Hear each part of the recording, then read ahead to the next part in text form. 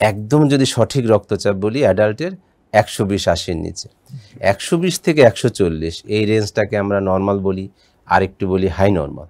যখন 140-90-এর উপরে চলে যায় তখন আমরা বলি গ্রেড 1 হাইপারটেনশন।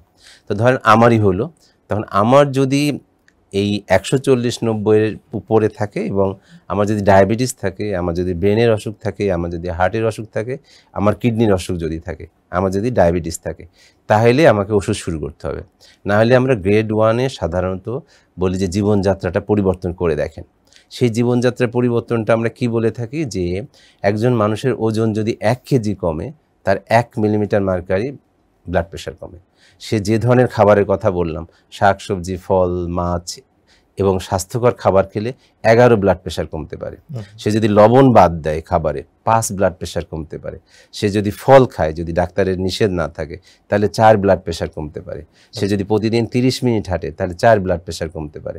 সে যদি মদপান আর ধূমপান বাদ দেয়, তাহলে 4 কমতে পারে। এই 6টা যে স্বাস্থ্যবিধি মানলে তার কিন্তু ব্লাড প্রেশারটা কমে আসবে। যখন দেখা যাচ্ছে যে 3 থেকে 6 মাসের মধ্যেও তার ব্লাড প্রেশার কমলো না, তখন আমরা ওষুধ শুরু করি।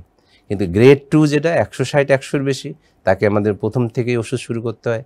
আর যেটা গ্রেড 3 180-110-এর উপরে, তাকে প্রথম থেকে ওষুধ দেওয়া হয়। এবং ওষুধের পাশাপাশি এই স্বাস্থ্যবিধিটা আমরা স্ট্রিক্টলি ফলো করতে বলি।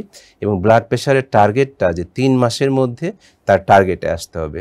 সেই টার্গেটটা হচ্ছে যে 18 থেকে 65 বছর বয়স যদি হয়, তাহলে আমরা বলি 130-80-র মধ্যে রাখতে হবে। যদি 80 বছর 65 থেকে 80 হয়, তখন বলি আমরা 140-80-র মধ্যে রাখতে হবে। যদি 80 বছরের উপরে হয়, তাহলে একটু বেশি বলি 140 থেকে 150, নিচেরটা 80-র নিচে। তো এই মাত্রাটা আসতে কিন্তু 3 মাস সময় লাগতে পারে। কিন্তু ওষুধ খেলে যেটা হয়, বেশিরভাগ মানুষ ওষুধ খেয়ে প্রেশার কন্ট্রোল হয়ে গেলে আর ওষুধ খায় না, ওষুধ বদলিয়ে ফেলে। কিন্তু তার বুঝতে হবে যে আমার কোনো কারণ জানা নাই, ওষুধ খেয়ে আমার ব্লাড প্রেশারটা নিয়ন্ত্রণে ছিল। কাজেই ওষুধ এবং আমার জীবনযাত্রা এটা আমাকে পালন করতে হবে। অনেকে দেখবেন যে ব্লাড প্রেশার বাড়লে তেঁতুল খাওয়া শুরু করছে, যে তেঁতুল খেলে ব্লাড প্রেশার কমে যাবে। আসলে তেঁতুলের সাথে গবেষণায় এখন পর্যন্ত এটা প্রমাণিত হয়নি। কারণ তেঁতুলের মধ্যে পটাশিয়াম থাকে, সে কিছুটা নিচের প্রেশার 2, 4, 5 কমাইতে পারে। কিন্তু যে খুব বেশি ব্লাড প্রেশার বেড়ে গেল, তখন আপনি সারাদিন ভরে তেঁতুল খুঁজলেন, তেঁতুল লবণ দিয়ে খেলেন, এতে আরও ক্ষতি হতে পারে। লবণ দিয়ে খাচ্ছে, অবশ্যই। এক্স্যাক্টলি, খুব সুন্দর বলছিলেন। কিন্তু যদি প্রেশার বেড়ে যায়, ইমিডিয়েটলি কমানোর কোনো ওয়ে আছে কিনা? প্রথম কথা হচ্ছে যে আগুন লাগলে পেট্রোল ঢালা যায় না, তো পানি ঢালতে হবে।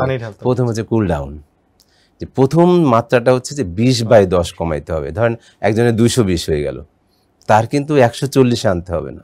তার যদি প্রথম ধাক্কায় 20 আর 10 কমে, তাহলে কিন্তু তার 50% ঝুঁকি কমে যাচ্ছে অ্যাটাকগুলোর।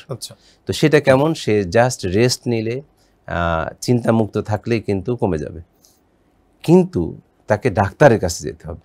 এর মাঝখানে দোকানে যেয়ে কোনো ওষুধ খাওয়া যাবে না। কারণ স্ট্রোকের সাথে যদি হয় ব্রেনের, তাহলে ব্লাড প্রেশার কন্ট্রোলের নিয়ম একরকম। যদি আপনার অন্য ম্যালিগনেন্ট হাইপারটেনশন, তার এক নিয়ম। হার্টের অসুখের সাথে যদি হয়, তার এক নিয়ম। কিডনির অসুখের সাথে হলে তার এক নিয়ম। প্রেগনেন্সির সাথে হলে এক নিয়ম। ডাক্তার ঠিক করবেন যে এই প্রেশারটা কোন ক্লিনিক্যাল সেট আপে।